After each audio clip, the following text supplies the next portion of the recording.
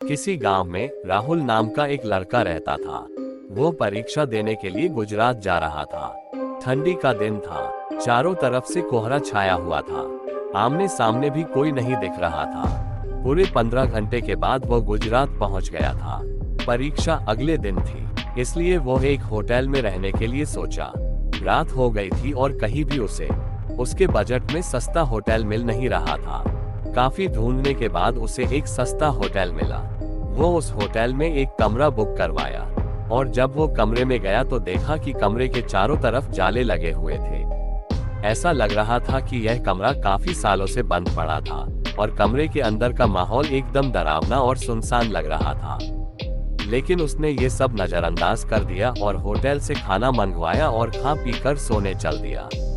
जब वो सो रहा था तो लगभग रात के 1 बजे के करीब उसे किसी के पायल की घुंघरू की आवाज सुनाई दी। राहुल तुरंत नींद से उठ गया और जल्दी से खिड़की के पास गया, ये पता करने के लिए कि इतनी रात को किसकी पायल की आवाज सुनाई दे रही है और इस सुनसान रास्ते में कौन आधी रात को घूम रहा है, क्योंकि वहां होटल में राहुल और मैनेजर के अलावा कोई भी नहीं था। तो ये फिर किस औरत की पायल की आवाज सुनाई दे रही है।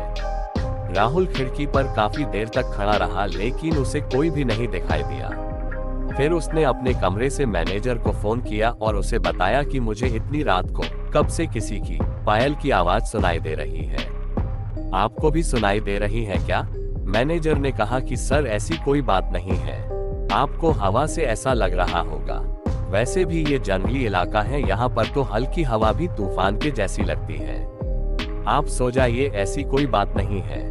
राहुल मैनेजर की बात पर भरोसा करके फिर से सोने चला गया।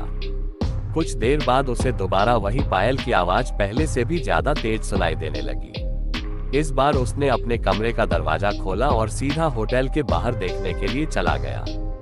जब वो बाहर आया तो देखा कि एक काफी लंबी औरत है जो सफेद साड़ी पहनी हुई थी। उसके काफी लंबे बाल थे और चेहरा ढका हुआ था। वो अपने हाथ में एक नारियल लेकर के होटल के चारों तरफ चक्कर लगा रही थी। ऐसा लग रहा था कि मानो अपने पायल की आवाज से किसी को बुला रही है। राहुल दौड़कर उसके पास गया कि कौन है ये औरत जो इतनी रात को यहाँ घूम रही है, लेकिन वो तुरंत ही गायब हो गई और चारों तरफ कोहरा ही कोहरा फैल गया। राहुल भी थोड़ा घबरा गया, क्योंकि जिस औरत को वो सामने से देखा था अब वो नहीं दिख रही थी। राहुल अपने होटल में वापस जाना चाहा, लेकिन फिर उसे दोबारा पायल की आवाज सुनाई देने लगी। राहुल अब उसे ढूंढते हुए जंगल की ओर जाने लगा। चलते चलते वह अपने होटल से इतनी दूर आ गया उसे पता ही नहीं चला। फिर उसने उस घने जंगल में कुछ ऐसा देखा कि उसका दिल दहल गया। उसने देखा कि उस औरत ने एक पीपल के पेड़ के नीचे 5-6 लाश रखी थी और बारी बारी से एक एक को नोच नोच कर खा रही थी। उसका मुंह खून से लथपथ था और चेहरा भी एकदम डरावना था। राहुल जब ये सब देखा तो उसके पांव तले जमीन खिसक गई। ये सब नजारा देखते ही उसे डर के साथ साथ रोना भी आने लगा कि वो चुड़ैल अब मुझे भी मार देगी, क्योंकि अपने पायल के आवाज से यहाँ तक तो मुझे लेकर आई है। लेकिन उसने हिम्मत से काम लिया और हनुमान चालीसा पढ़ते पढ़ते धीरे से वहां से भाग गया ताकि भूत उसे देख ना ले, लेकिन भूत तो भूत होते हैं। राहुल जैसे ही वहां से भागने की कोशिश किया, वो चुड़ैल अचानक उसके सामने आ गई और उसे इशारों से अपने अड्डे पर ले जाने लगी, जहां पर उसने लाशें रखी थी। राहुल हनुमान जी जाप करके इतनी तेजी से वहां से भागा कि मानो जैसे उसके अंदर किसी की शक्ति आ गई हो। भागते भागते सीधा वो अपने होटल वापस आ गया।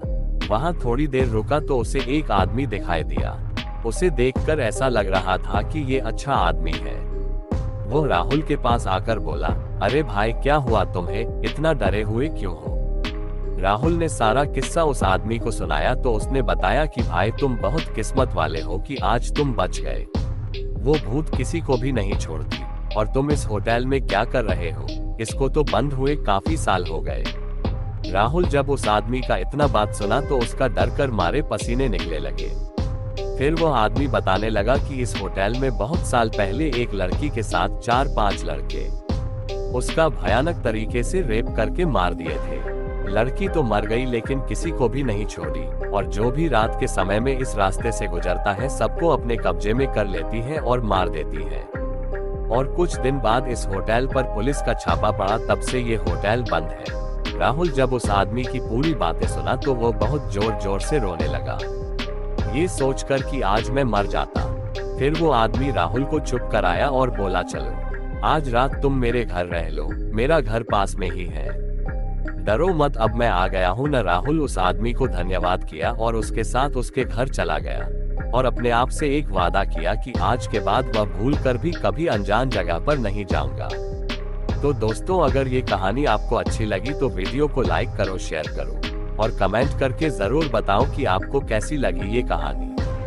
ऐसे ही और भी कहानियों के लिए इस चैनल को सब्सक्राइब करो, और अगर आप लोगों के पास भी कोई कहानी है और आप उसे मेरे चैनल पे बताना चाहते हैं तो कमेंट करिए या माइक मेल करिए, डिस्क्रिप्शन में मेरा मेल आईडी है, मैं आपकी कहानी इस चैनल पे बताऊंगा। मिलते हैं अगले वीडियो में।